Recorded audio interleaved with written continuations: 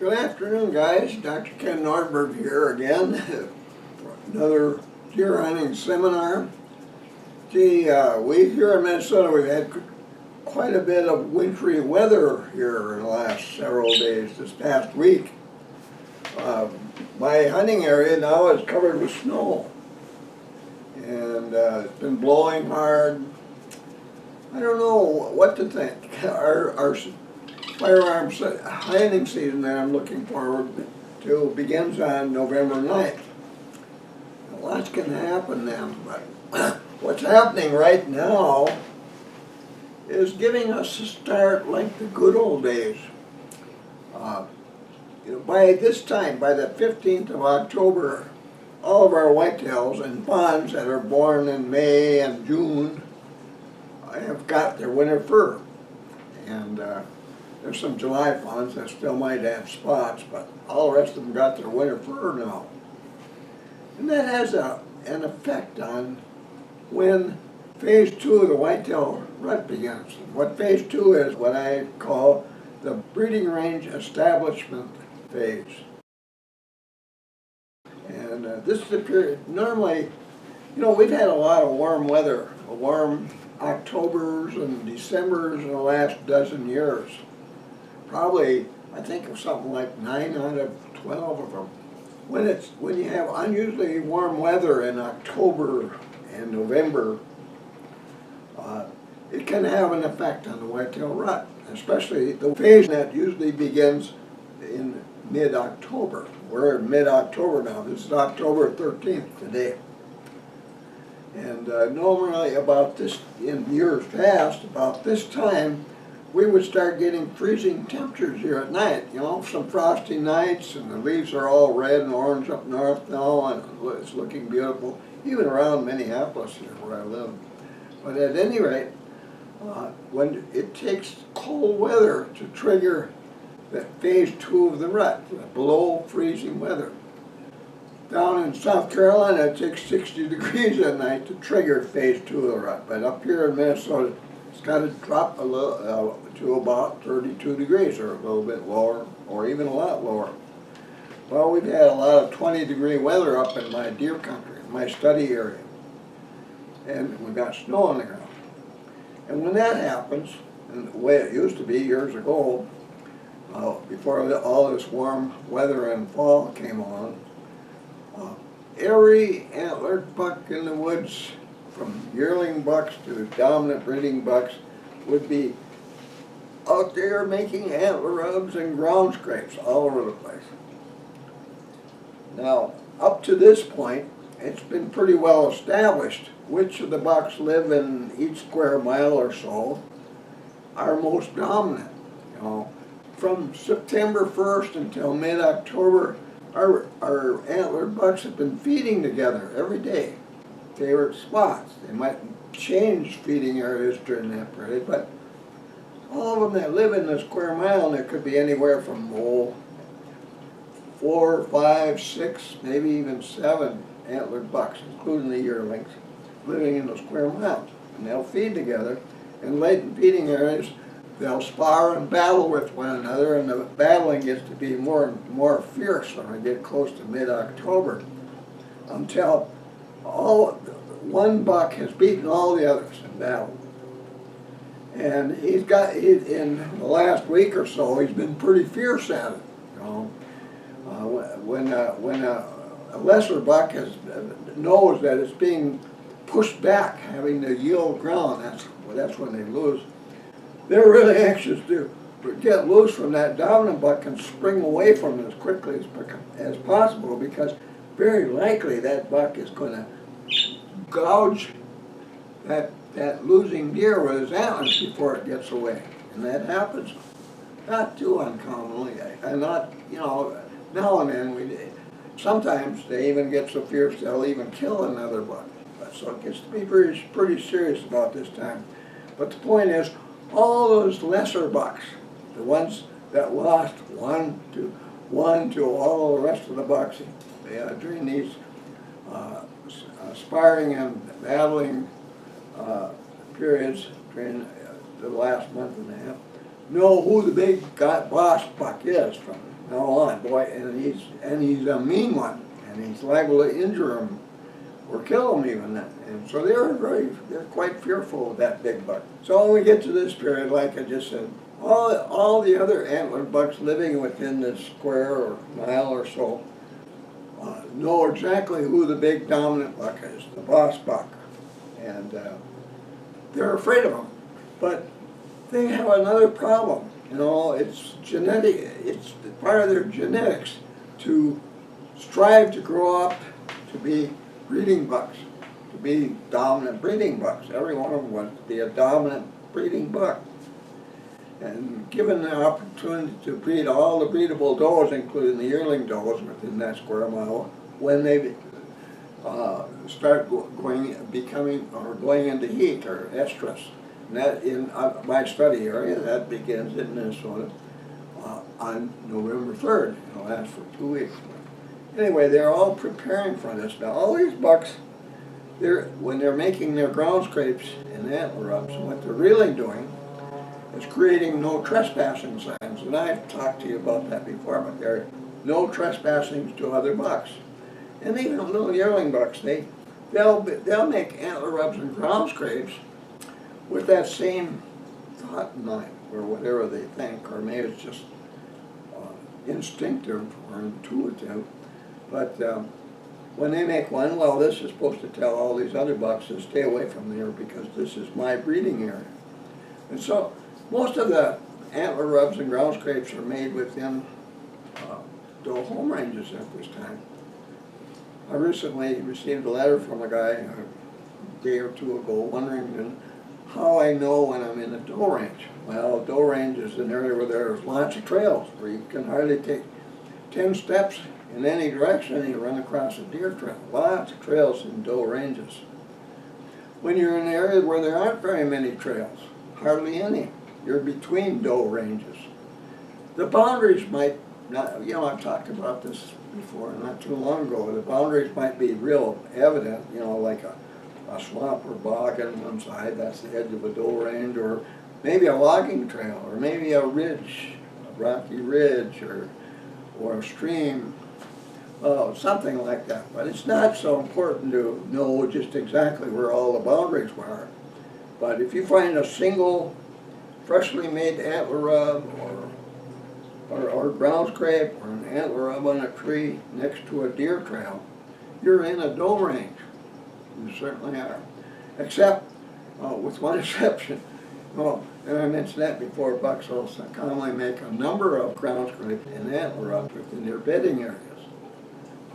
And that's going on now. That's happening right now. But right now, during this week, this coming week, every dominant breeding buck's goal is to get rid of all these other bucks living in this range. It doesn't want them around here now because they realize breeding is going to start happening sometime in the near future, and they want all these lesser bucks out of the range.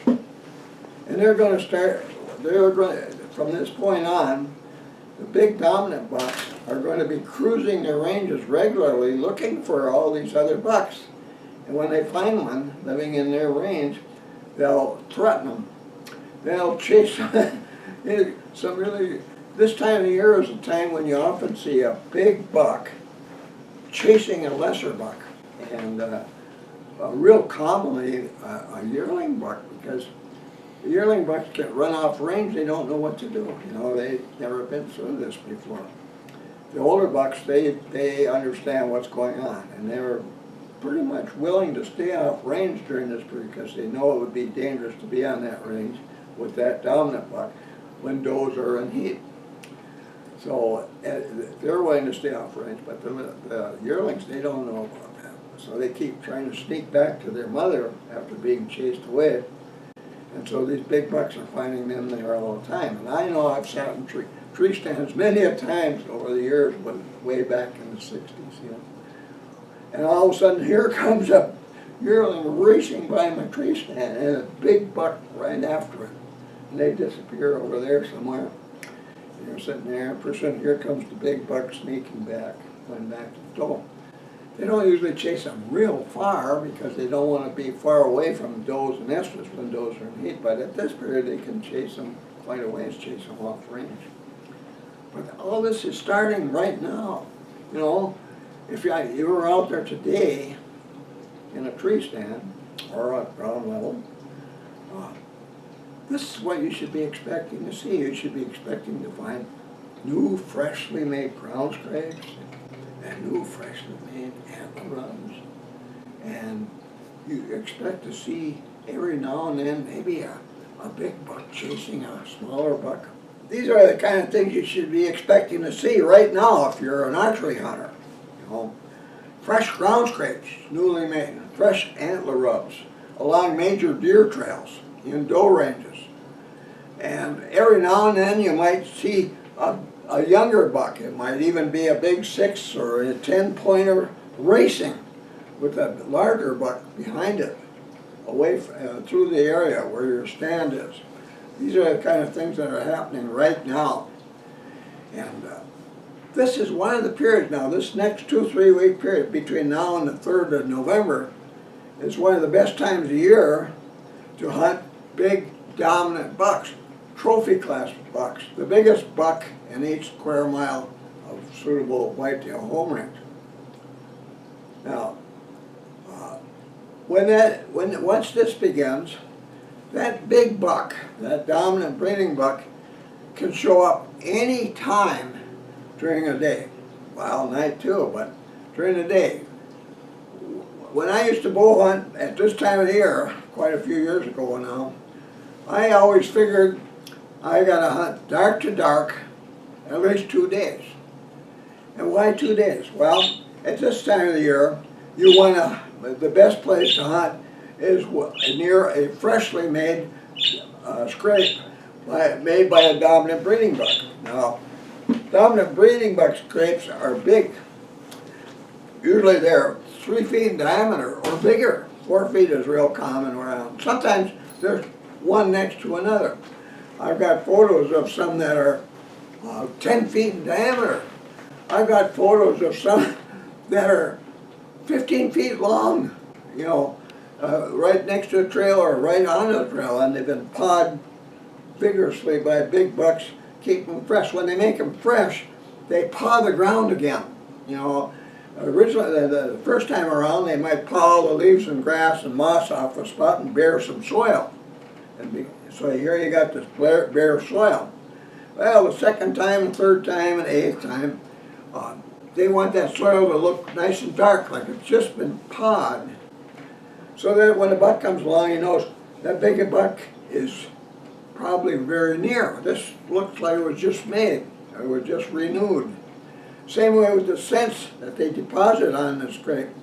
The tarsal scent from their inside their hind legs, the tarsal musk, it's washed to the ground by a urine, so they got a strong smell of buck urine and tarsal musk on that patch of bare dirt on the ground. And then they try to make their scrape, their pawing look really fierce. And maybe it is real fierce, because at this time of year, when a buck paws a ground scrape, the big dominant buck, a lot of times you'll see dirt and leaves and everything pawed 10, 15 feet to one side of the scrape, a great distance this way. Like, he was really mad when he was doing that. That's a characteristic of a dominant breeding buck ground scrape. Well, and then the same with branches overhanging the scrape. These are places where they like to rub the musk from their scalp glands in between the antlers, and it flows down, viscous fluid that flows on the sides of their faces, down under their necks. They like to rub that on branches over the ground scrape. That's another odor that tells other bucks this is the ground scrape of a dominant breeding buck, especially if all these odors are particularly strong. And if they're fresh, those any deer that are still on the range, or a deer that dared to sneak back, they come on this kind of a scrape with all these odors and the fresh, appearance. They got to be plenty worried about this. And they know what the consequences are if they get caught there. So at this point, all these other bucks abandon all the scrapes and antler rubs they made during this period and stay off range. The older ones will stay off range for up to 2 weeks or until there's no more odor of the pheromone emitted by does when they're in estrus or in heat. And they know it's safe to come home when that happens. They've been through this before, except the yearlings, of course. So anyway, this is the time of the year from this point on until November 3rd here in Minnesota, and that's pretty much true all the way to New York and Maine and Virginia and back in the Dakotas and Montana. This time of year, from this point on, is the time to hunt ground scrapes. But you know, when you go to the store to buy things, to go deer hunting, we've become educated by all these lures that are available there. And somehow we always think, you know, it's not good enough to just hunt at a ground scrape. We got all these lures. We want to use doe and estrus lure scent, and maybe some kind of buck scent, and maybe we should have a mineral block, and then just to make sure, let's get some rattling antlers and make sounds of 2 bucks fighting, and that ought to get a big buck mad. And maybe a couple of calls, like a buck grunt call, or like that, or a doe call, so-called doe call. Get all these things, boy, just to make sure the buck comes here. Well, you know, manufacturers, they don't like me when I say something like this. The very best lure at this time of year is that buck's ground scrape, nothing else. The more you fool around on that trail where that scrape is and deposit your trail scents there, and every time you go there, you put some more scents in there, and or if you make a mock scrape, you're adding your scents to the trail, that area around there. The more you do, the more you use rattling antlers improperly, and how many of you know how to do it properly? The more of you that use a buck grunt, how do you know you're making the right sound? How many buck grunts have you heard? Can you match that perfectly? Well, if you can't, you're not going to fool these big bucks. They hear you making all these noises when they're still out of sight of where that ground scrape is. They're going to right away know there's a human over there. Humans, all of our bucks this year have become very used to finding doe in estrus lure scents at places that were deposited there by humans. And they know it because along with the odor of that pheromone being emitted into the air are human odors, human trail scents, odors directly from the hunter and his clothing and his hunting equipment and a tree stand or whatever.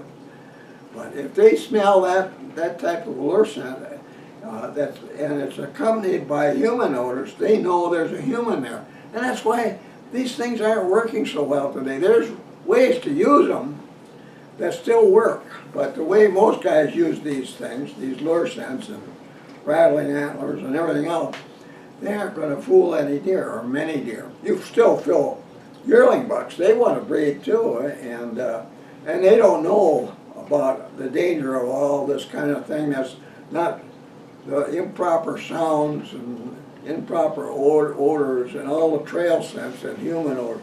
They don't know about the danger of that yet. The few that survive, by the time they come 2.5-year-olds, they'll know a lot about these things, but not now. So this time, from this point on, only depend on the buck's own ground scrape to be an attractant for that buck. And then when you're out there scouting, or deciding where to put your tree stand or whatever, don't go anywhere near that tree stand, you know, or that ground scrape. You can see the ground scrape over there 10, 20 yards away, and boy, it's fresh, and you can see turf kicked way over to one side, and you can see overhanging branches broken, that kind of. Stay away from it. Don't put your scents over there. None of your trail scents, nothing like that. Don't go there. Stay well away from it. And then always hunt from downwind or crosswind of that. And And you shouldn't cross the trail that ground scrapes are found on within 100 yards of the ground scrape. You got to figure out a way to get there, make a roundabout way to get there if you have to in order to approach from crosswind or downwind. Never go across the trail just over there 50 yards away and expect that buck isn't going to recognize that you've been there, or your trail scent is not really very fresh. You can't get away with that. So if you do this right, this is a great time of year to hunt for big bucks, because the one buck that's going to be regularly renewing his ground scrape is a big dominant breeding buck, a trophy class buck, the biggest buck living in the square mile around where you're hunting. Now, there's some complications. Like right now, we have bright moonlight, morning and evening. That doesn't happen real often, but that's a complication. You know, I've talked about this recently, but I'll just say it again. Whenever you have bright moonlight in the morning, before sunrise, bright moon, let's say it started 2, 3 at night, something like that, bright moonlight, like the full moon we have right now. Especially during hunting seasons. It isn't, you might see deer on farm fields before and after hunting seasons that contradict what I'm going to say right now, but during hunting season it won't be contradicted. When you have moonlight in the morning like that, starting well before first light, before sunrise, you aren't going to see many deer in the morning. Most of the deer will feed early in the moonlight and head back to their bedding areas early. Where I hunt, when we got bright moon like that, our big bucks are already heading back to their bedding areas by 8:30, 9 o'clock. That first hour or first half hour of legal shooting time, which begins half hour before sunrise, is one of the few times left in the day when you got all this moonlight giving you this trouble to see bucks. Even when we have bright moonlight in the morning, we have taken my boys and I have taken quite a few bucks during that first legal half hour of the day, starting a half hour before sunrise. In that little period, you can still catch them. But if you're the kind of guy that doesn't want to go out in the woods until it's light out there, well, by the time you get there, it's going to be too late. But at any rate, where hunting is going on, if you have bright moonlight in the morning, and a quarter moon is bright enough, and even with clouds it's bright enough, the clouds will be all full of light, you won't see many deer in the morning. If moonlight begins before sunset, there's the moon sitting over there above the horizon before sunset, so there's bright moonlight in the evening where hunting is going on. You won't see many deer, if any, in the evening. They won't move from their beds until it's completely dark and then feed under the moonlight afterwards. Because older bucks that are well experienced with hunting know this is the thing to do. It's much safer to wait till it's dark to begin feeding. So, now, if you got moonlight all day, you won't see many deer during the day, except during that first half hour in the morning. One of the several reasons my sons and I always get to our stand sites in the morning, half hour before first light. But that's another long story. Now, fierce winds, strong winds that exceed 15 miles an hour can have a similar effect, especially during the hunting season, because when the winds exceed 15 miles an hour, there's enough woods going on, noises going on out there, fluttering leaves falling, branches banging together, grasses rustling, all this kind of, to make it impossible for whitetails to detect danger from every direction. Their ears are the only sense they have that give them advance warning of something dangerous being near in every direction. Their eyes only work, in a 180-degree arc ahead of them, not behind them. And their noses only work when they're downwind of whatever the danger is. But their ears work 24 hours a day, even when they're sleeping, a 360-degree circle around them. So when they lose that, they usually remain bedded.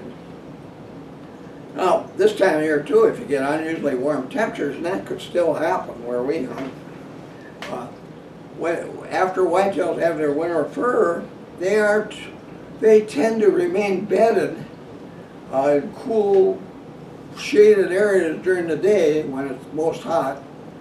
And there again, the very best time to hunt when you have unseasonably warm temperatures in October or November.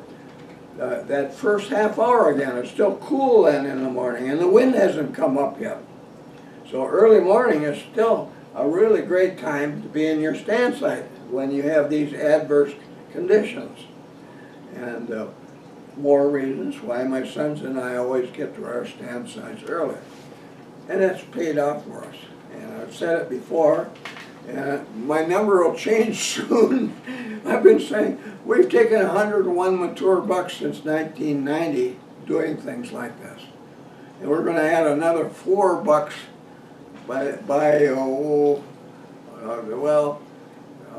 let's see, that would be the 9th, by the 23rd of November, from then on we'll be saying 105 since 1990. That's a lot of bucks. I've said this before. How many 4 people you know that can say that? Not many, I know. So, say what you want, but those are important. What my sons and I have done since 1990 is pretty amazing. But I get emails all the time, and boy, the last few weeks I've gotten tons of them, and I've tried to answer questions that I get as often as possible. Did some this morning, but I get a lot of letters from hunters, and I've been at this since 1980, who thank me for all the things I've taught them in past years, and for getting the ability to be able to regularly take big bucks. I get that story all the time. These guys, I didn't create any more books for 20 years, and they kind of lost track of me for a while, and then some of them found my name in the internet and come to these YouTube presentations. They're all excited about that. And they tell me, I've got 11 10-pointers in my house right now that all of them I can attribute to what you taught me in past years, in my past books, and my hunting schools and seminars I used to do all over the country, all up and down the Atlantic coast and over to New Orleans. Anyway, thanking me. So, it works. It really works. And it's such a gratifying thing to know that I've taught so many people. And ideally, I want you to be as successful a hunter, a buck hunter. And this is a good, those are good deer to hunt. They're difficult, sure, but you aren't going to affect deer hunting populations much by hunting older bucks only. And it's really, besides the challenge, you see a lot of other deer. I mean, if you're that good, when you're in the woods, every day you're going to be seeing other deer around. They're going to be in front of you and behind you and all kinds of, it really makes hunting so much more fun. And I mean, even like most of these deer, and sometimes some decent ones, like some, my sons and I have turned down quite a few 2.5-year-olds and 3.5-year-old bucks, because we knew there was a bigger one in the area over the years. Sometimes we would kick ourselves for doing that, but at any rate, hunting is so much more fun, hunting whitetail, when you have this kind of success. And no, it's not easy, and it's contrary to what most hunters have been. There's guys out there been hunting for 60 years and never been a good deer hunter. My dad was one. And they got all these strange ideas and insist they're right. And this Dr. Nordberg, what does he think he is anyway? Where does he come up with all these strange ideas? Well, I've talked to you about how I've done my research all this time, and scientifically based. So, anyway, I've taught a lot of people, and I wish everybody in America could learn how to do what I've been teaching people. I really do. And it'd be more fun for all of you. And we'd do a better job at controlling deer numbers at the same time. And we'd be more humane and less wasteful. And when you see deer up close like that, you gain a really, you just kind of get to the point where they almost become like your pets, you know? and you care for them, and you care for how they're going to get through the coming winter, and you care for a lack of decent foods where they live and things like that. But there's nothing wrong with that. That's great. That's the way deer hunters should be thinking. Gee, I had another letter this morning. I'll add that on here. I just got it this morning. The guy said, well, if rubber smell doesn't go away, you know, on your boots, how about putting buckskin over your boots? You know, and have buckskin on the bottom of your boots so you don't get the strong rubber smell in your trail scent. And like I told him, I said, well, that's a good idea, except tanned buckskin smells a lot different than fresh. And maybe if you use fresh buckskin with the fur still on it, you know, you just got the buck yesterday, and you put that on over your boots, that would probably do a good job of covering your trail scent, but not completely, because wherever you walk, you get odor molecules falling from your body and your clothing and your hunting equipment to the ground. The scent, your trail scent, isn't just in your tracks in the snow or the mud. It's kind of like a carpet on both, maybe 3-4 feet wide. Wherever you walk, you got these other molecules falling on the ground. And whitetails readily smell those molecules up to 4 days after you've passed. So it's not something that just goes away like your airborne scent when you're moving through the woods. But, so, a great idea, but you know, and then another guy told me about how a friend of his would make a fire with green elderbush and stand in the smoke until his body was covered with smoke. And that really worked well. And I remember my dad stuffing his pockets with greenery from white cedar trees, and my Uncle Jack stamping in fresh cacao pods before he went out in the woods. And it seemed to work at one time. Even this fox urine cover scent that my boys and I used to use many years ago back in the 1980s seemed to work. But since that time, you know, us 15 million hunters have been taking millions of deer out of the woods every year, mostly the ones that have been kind of dumb about these things. Well, we've created a race of deer that are much different than the deer were back when I was a kid hunting, back starting in the 1940s. Deer today are much better at paying attention to things like trail scent and airborne human scent, whether you're on the ground or, you know, sitting on a stump on the ground or sitting way up 20 feet high in a tree. Your scent's drifting down, drift through a cone-shaped area like a megaphone and finally touch the ground downwind. And then it keeps widening out, and on a day when the wind is, say, 5 miles an hour or 200 yards downwind, that it's spread out through an area up to 200 yards wide already, you know, in that downwind end there. So it's really difficult to get away with avoiding being identified by odors. And the best thing to do about that is always approach wherever you expect to see a deer, a big buck, from downwind or crosswind, and still hunt. And if you're sitting still in a tree, even if they finally identify, oh, that's a hunter over there, all they're going to do is avoid that area, the 100 yards and circle area around you, for the rest of the hunting season. So, but of course, if you choose to stay in one place the whole time, that doesn't do you isn't going to do you much good after 1 or 2 days has passed. So, but speaking of that, when you're hunting a ground scrape during this next 2 weeks or so,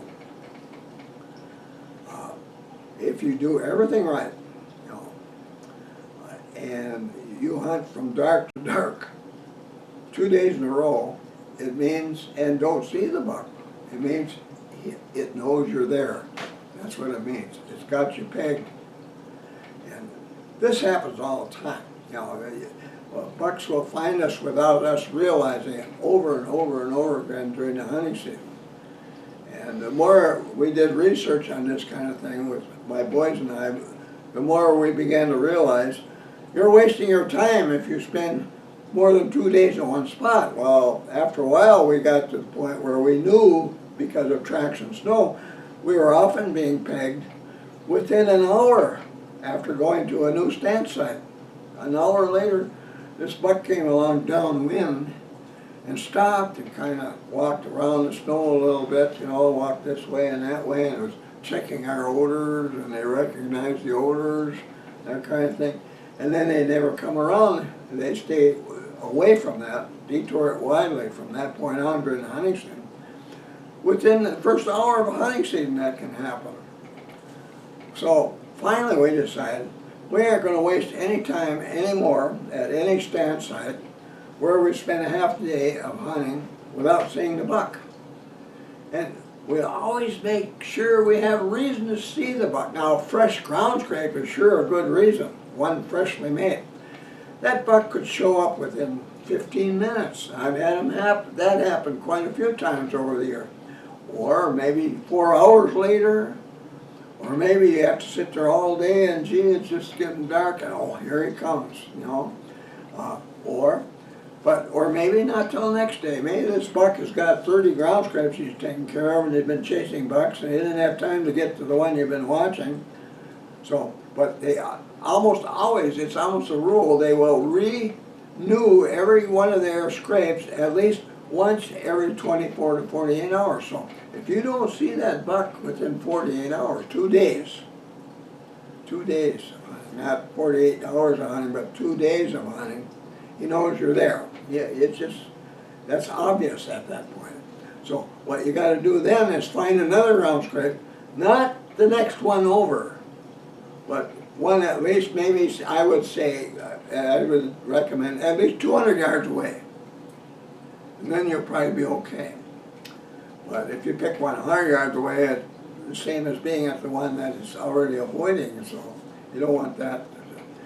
So, and he's going to be checking for you. You know, he's going to be moving downwind to where he found you every 24 to 48 hours. He's going to check from downwind to see if you're still there or not. So keep that in mind. Yeah, and keep this in mind too.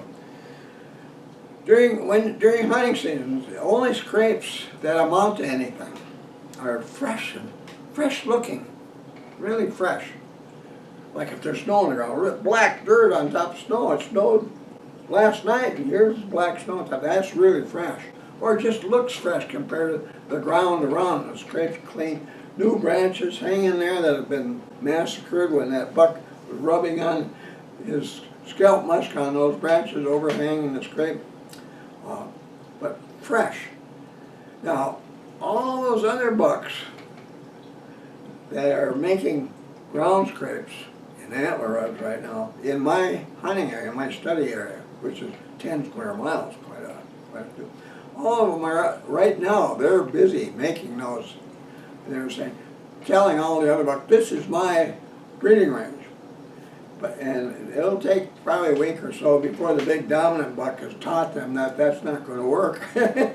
But after that, anytime you're out in the woods and you know, and that scrape by your stand isn't fresh, it either means the buck has found you and is avoiding it, or it's a scrape by one of those other bigger bucks, or even a smaller one, that made his scrape before it was run off by the dominant breeding buck.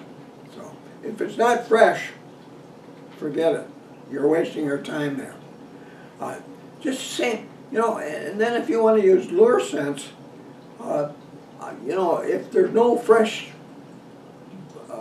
mature buck-sized tracks or droppings in the area close to where you are, that might be a waste of time as well. You want to be where that big buck travels pretty regularly, and from this time until November 3rd, he's going to be traveling major deer trails along which he's been making ground scrapes. And that's where you want to be now, in the next 2-3 weeks, close to trails like that. There can be doe-sized tracks and fawn-sized tracks on the trail, but you want to see some big ones, like 3 3/4, 4 inches long, half-inch shorter down Texas, down southern states, but big tracks made by the big buck along those same trails. You know, you could have been scouting there 2 weeks ago, and there was no big tracks on this trail, but it's a previous scrape trail. And now, from now on, if it's a scrape trail, there's going to be big tracks on it, and some of those big droppings are 3/4 to an inch in length, you know, and they're got to be shiny and clumped. That's kind of things that have got to be on that trail. But believe me, don't follow up that trail or that scrape with your trail sense. Stay away from it, and always hunt down and across it. And if you got a day when the wind's blowing right toward that, don't think, well, maybe you'll get lucky, you'll get close enough to shoot before it gets there. Don't count on that ever.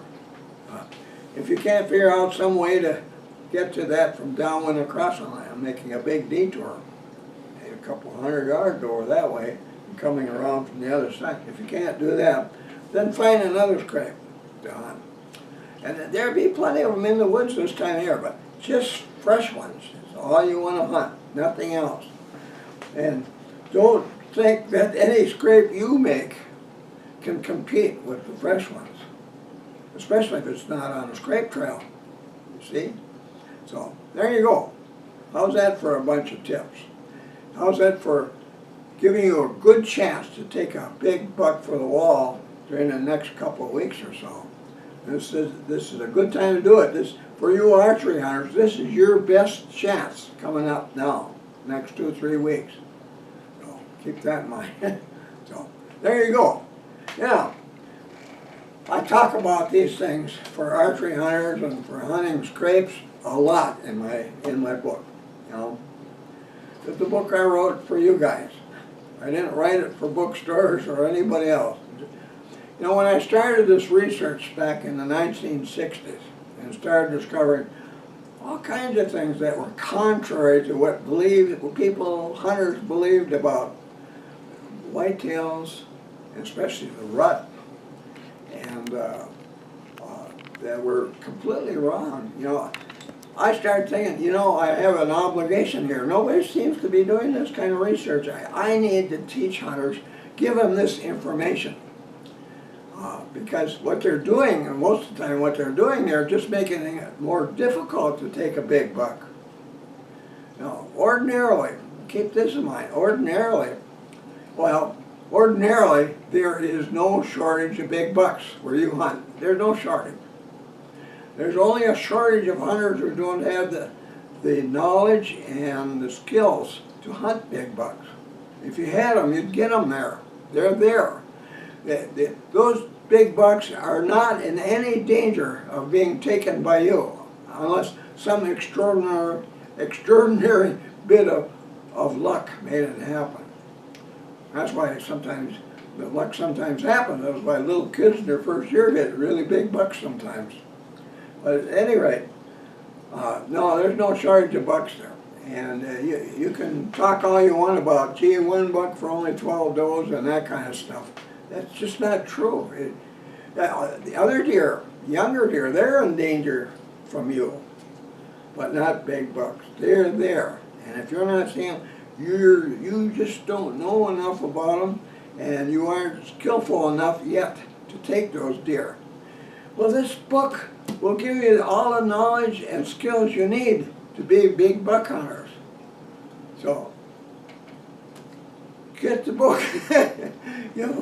And you'll agree after you've got one and you start hunting in ways that are the 6 different ways that are stand hunting methods that are presented in this book, you're going to start seeing and taking big bucks. and you're going to wish you had done it a lot sooner, you know. And I'm getting to be an old guy, and these books aren't going to be around forever. They're going to be worth a fortune someday, like my earlier books are. And they are just little books. So keep that in mind. But anyway, get your book soon, and so you can start being a big buck hunter like my sons and I. So with that, one more thing. Please do me a favor and press that red button down below my picture where I'm aiming it right there. Press that red button to subscribe to my YouTube channel. For me to be able to continue giving you hunting seminars far into the future, I need you to do that. That's important. That's the thing that makes it possible for me to present deer hunting seminars on the internet. So do that. And also press that thumbs up button, will you please? And it isn't going to cost you anything. So please do that for me. And thanks again for watching. And good luck you archery hunters during the next 2-3 weeks. I wish I could be out there with you. So with that, see you again soon, and good luck to you all. Be sure to visit my website. Here's the link. Here you'll find links to my blog posts, my Twitter account, my YouTube account, my Amazon store with links to my ebooks, my son's eBay store, a money saver if you're ordering from Canada or other countries, my website bookstore, and much more.